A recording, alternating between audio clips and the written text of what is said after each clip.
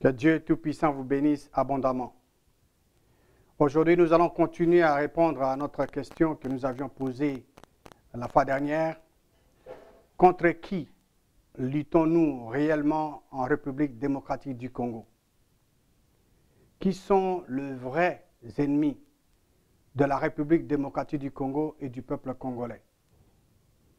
Comme nous vous l'avions dit déjà, Puissance pour la vie de notre nation, PPVN en sigle, a pour mission de placer devant le peuple congolais les solutions de l'Éternel Dieu pour application dans la vie de chaque jour et dans tous les domaines.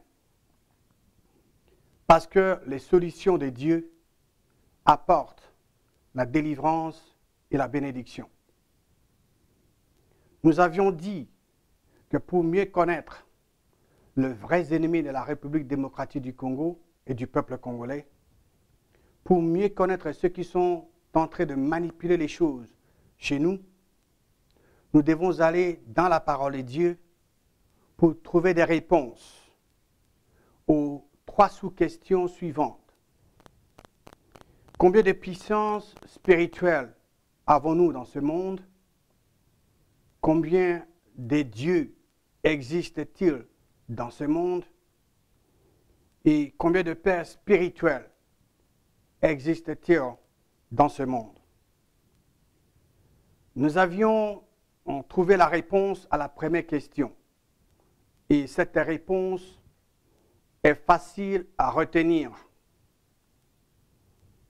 Nous avions dit que dans ce monde, il existe deux puissances en spirituel. Nous avions examiné Acte 26. Dans ce passage, il est clairement mentionné que dans ce monde, il existe deux puissances spirituelles qui sont diamétralement opposées. Nous avons la puissance du vrai Dieu et la puissance du diable. Et nous avions vu un exemple palpant dans un récit dans le livre des Actes, où Simon, qui s'est passé pour un personnage important, qui exerçait la magie, la sorcellerie, avait impressionné les gens par le miracle qu'il opérait. Mais quand Philippe, l'homme qui adorait le vrai Dieu, qui avait la puissance du vrai Dieu, est arrivé, Simon lui-même crut. Simon a changé d'avis. Simon a vu de ses propres yeux la puissance infinie de Dieu en manifestation. Aujourd'hui, nous allons répondre à notre deuxième question, qui est celle de savoir combien de dieux existe-t-il dans ce monde. Comme je l'avais déjà souligné, la connaissance de ces deux dieux va nous aider un peu plus tard dans ce que nous sommes en train de développer pour nous permettre de connaître exactement qui sont les véritables ennemis de la République du peuple congolais. Nous allons retourner dans le livre des Actes, chapitre 26, pour voir les Écritures que nous avions examinées précédemment. Actes, chapitre 26, et nous allons relire le verset 17 et 18. J'ai été choisi du milieu de ce peuple et du milieu de païens vers qui je t'envoie, afin que tu leur ouvres les yeux pour qu'ils passent des ténèbres à la lumière et de la puissance de Satan à Dieu, pour qu'ils reçoivent par la foi en moi le pardon de péché et l'héritage avec les sanctifiés. Donc, dans ce récit, il est clairement mentionné que dans ce monde, il existe des dieux. Paul avait la mission d'aller vers le païen pour qu'ils puissent ouvrir leurs yeux, afin qu'ils passent des ténèbres à la lumière et de la puissance de Satan à Dieu. l'homme n'a que deux options dans ce monde.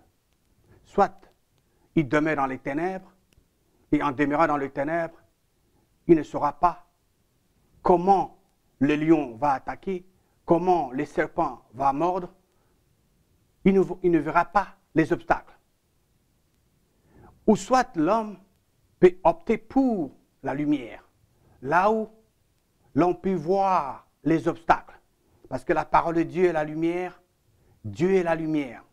Et quand nous sommes dans la lumière, nous allons voir les obstacles devant nous. Ça va nous permettre de contourner les obstacles ou alors détruire les obstacles. Donc dans ce monde, il existe des dieux. Le vrai Dieu qui a créé les cieux, la terre, la mer et tout ce qui s'y trouve. Le vrai Dieu est un Dieu de paix et qui veut que la prospérité soit une réalité pour tous ses saints, pour tous ceux qui croient en lui. Il veut la prospérité à tous égards pour tous ceux qui croient en lui et la bonne santé pour ses enfants. Le vrai Dieu est Dieu de lumière. Le vrai Dieu est l'auteur de la vie et de tout ce qui est lié à la vie.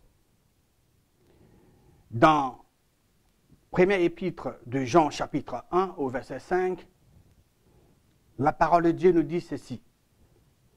La nouvelle que nous avons apprise de lui et que nous vous annonçons, c'est que Dieu est lumière et qu'il n'y a point en lui de ténèbres. Dieu est lumière. Il n'y a point de ténèbres en Dieu. Il veut que ses enfants puissent marcher également dans la lumière. Pourquoi? Parce que dans la lumière, les obstacles seront découverts. Les enfants de Dieu peuvent voir les obstacles, soit les dégager, soit les contourner. Par contre, il y a un Dieu de ce monde. Le Dieu de ce monde, c'est le Dieu des ténèbres. Lui, il est expert dans les ténèbres. C'est là où il fonctionne. Le Dieu de ce monde est l'auteur de la mort et de tout ce qui est lié à la mort. Il est l'auteur des souffrances, de maladies, de la mort, de l'esclavage, de l'oppression, tout ce qui est lié à la mort. Lui, il en est l'auteur.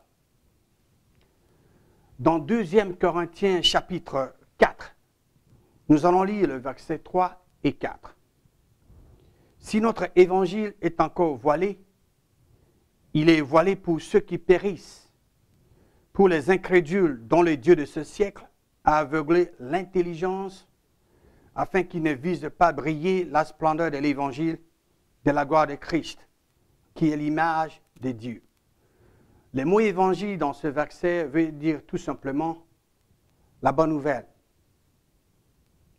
Le Dieu de ce siècle, le diable, celui qui aveugle les gens, il ne veut pas que les gens puissent voir et comprendre les Écritures.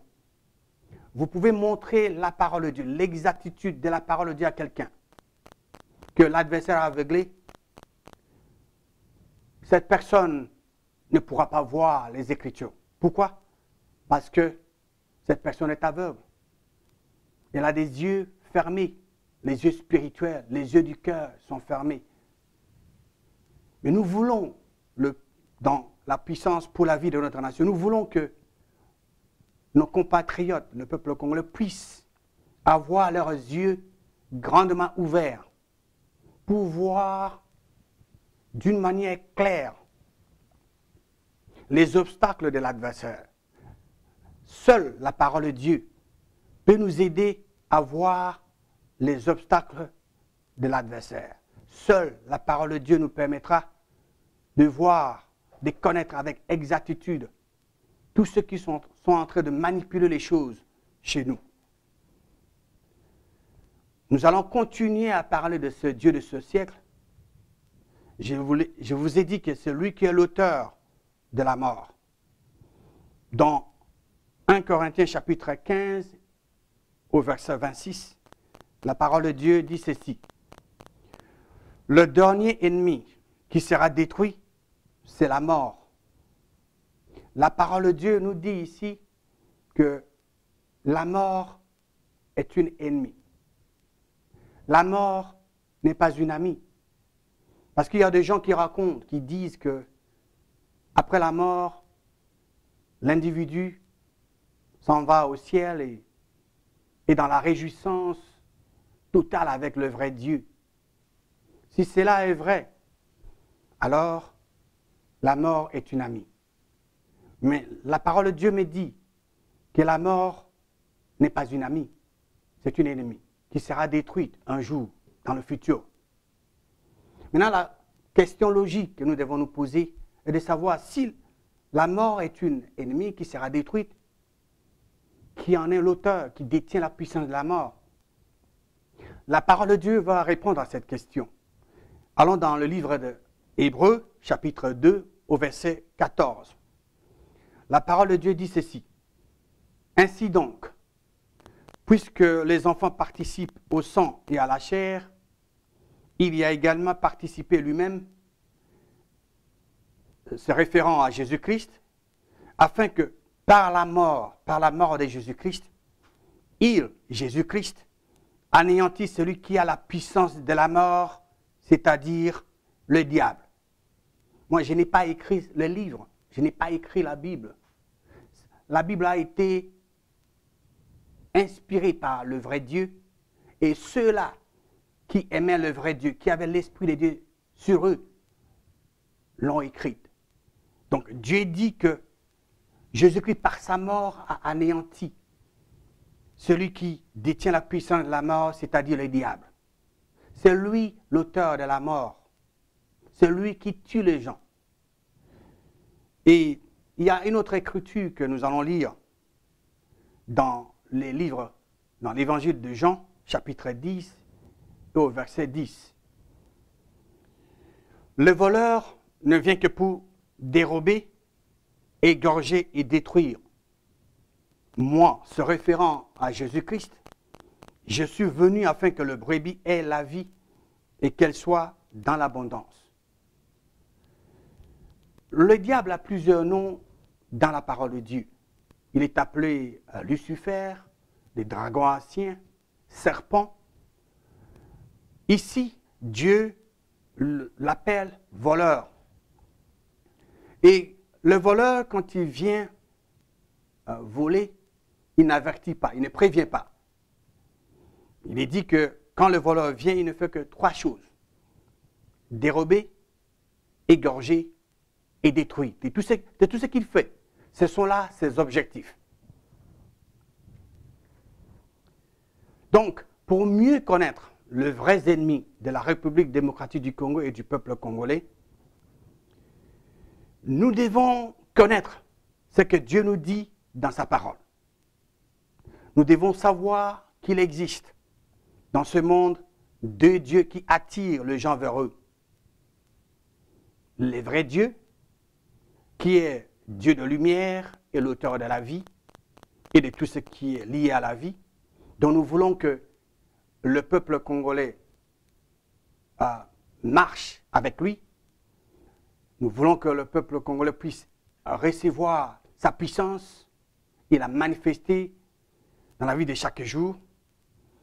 Et nous avons également le Dieu de ce siècle, appelé le diable, qui est l'auteur de la mort et de tout ce qui est lié à la mort. Prochainement, nous allons examiner notre 3e question, qui est celle de savoir combien de pères spirituels existent-ils dans ce monde. Que Dieu Tout-Puissant vous bénisse abondamment.